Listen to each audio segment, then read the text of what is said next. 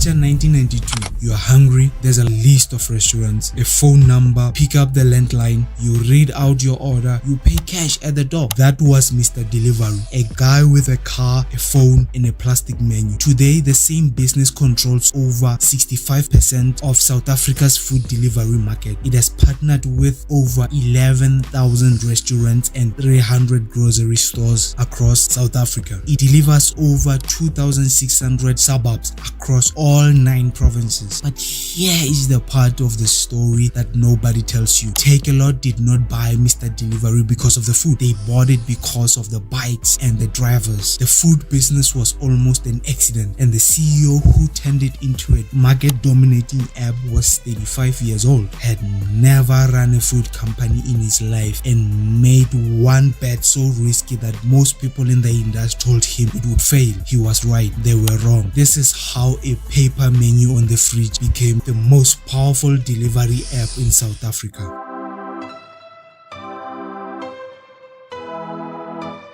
The story starts in Sea Point, Cape Town, 1992. South Africa is in the final years of apartheid. The country is on the edge of something enormous, and in the middle of all that, a small business starts doing something nobody had done before in this country. It started delivering restaurant food to people's houses. This concept was simple as it gets. Mr. Delivery printed menus for local restaurants. Those menus went out to homes, stuck to the fridge, slid under the doors, handed out in neighborhood. When you were hungry, you called the phone number. Someone took your order. A driver picked it up from the restaurant and brought it up to your door. You paid cash. No app, no website, no algorithm, just a phone, a driver, and the hope that your food would still be warm when it arrived. And South Africans loved it because the idea was right. Even if technology was stuck in 1992, people wanted food without leaving their couch. That desire was not new. What changes is how easily you can make it happen. For 20 years, Mr. Delivery ran its business on phone calls. It grew slowly, spread to more cities, added more restaurants. It was fundamentally the same business it had always been, a phone-based ordering service in a world that was quietly building something completely different. By the early 2010s, smartphones were in people's pockets. Apps were changing how people ordered food in the UK, in America, in China. The world was moving, and Mr. Delivery was still answering phone calls. Then Takealot came along and they bought it, but not for the reason you think, because the reason Takealot acquired Mr. Delivery in 2014 had almost nothing to do with the food delivery. It was something much more valuable, something that Takealot needed for their own business. And when you find out what it was, the whole story starts to make sense in a completely different way. We are getting into that right now, but first, if you're enjoying this, hit subscribe. We cover South African business stories that deserve way more attention than they get. Now, if you want to watch the story about the rise of Takealot, click on the card above if you want to see a video about the rise of Takealot. But other than that, watch this video until the end, then you can go and watch the next video about the rise of Takealot itself.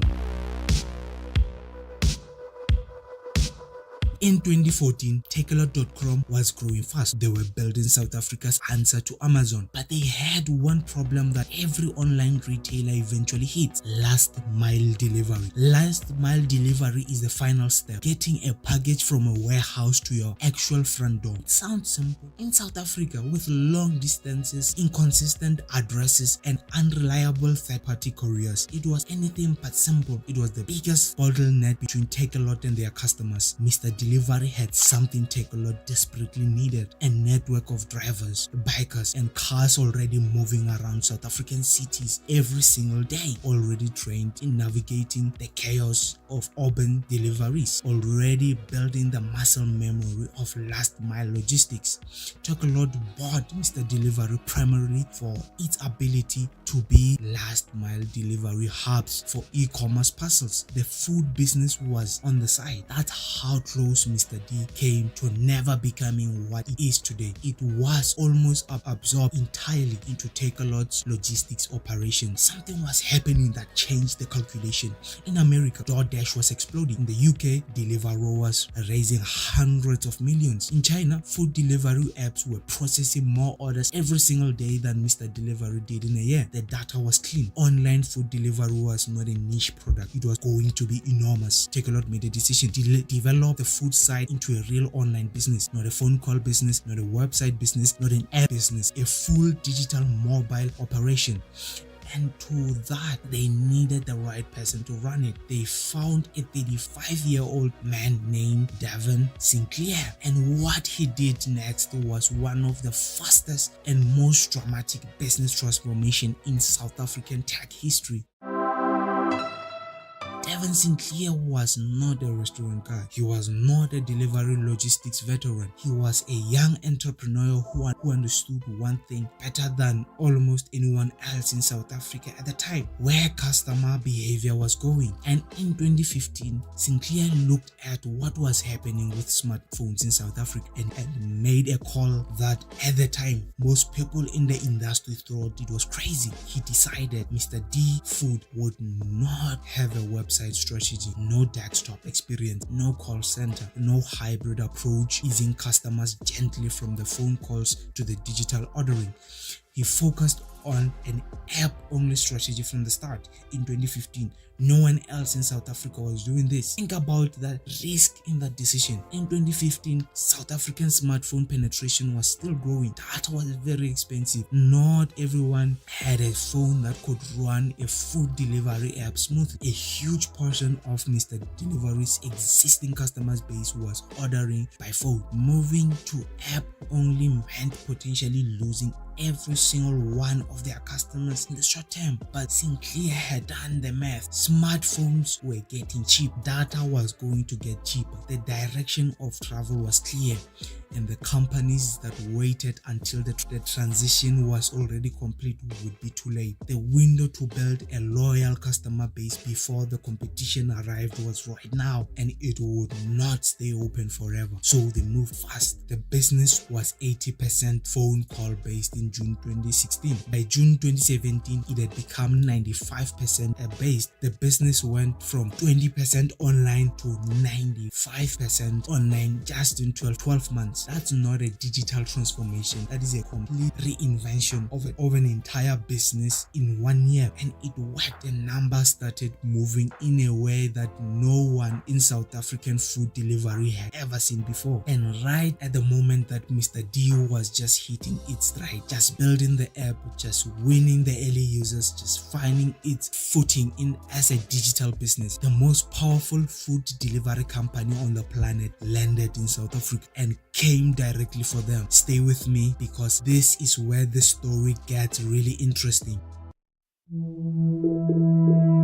Uber Eats launched in South Africa in 2016, and they came in a way Uber always comes into new market, with enormous brand recognition, a massive marketing budget, huge driver incentive to build supply fast, and a kind of global data and technology advantage that local competition simply cannot match. They were backed by one of the most powerful technology companies on earth. They had already beaten local players in dozens of markets around the world. In country after country, the pattern was the same. Uber Eats arrives, spends aggressively, locks in the best restaurant, captures early adopters, and dominate. In South Africa, something differently happened. Mr. D had a head start of exactly 1 year with the app. That year mattered more than anyone expected, because food delivery is more than almost any other service. It is a habit business. Once you have the app, once you know how it works, once you have your favorite restaurants saved and your address stored and card linked, you stay. Switching to a competitor feels like work. The friction of starting over a new platform is just enough to keep most people where they already are. Mr. D had already built that habit with South African users before Uber Eats arrived, and they had done something that Uber Eats could not easily copy. They knew this market. They knew which restaurants South Africans actually ordered from. They knew which suburbs needed priority focus. They knew that payment preferences, the delivery delivery challenges and the specific logistics of getting food from a restaurant in Roseburg to a townhouse in 4 ways during load shedding. They had built their system around the South African reality, not a global template copy-paste into a country.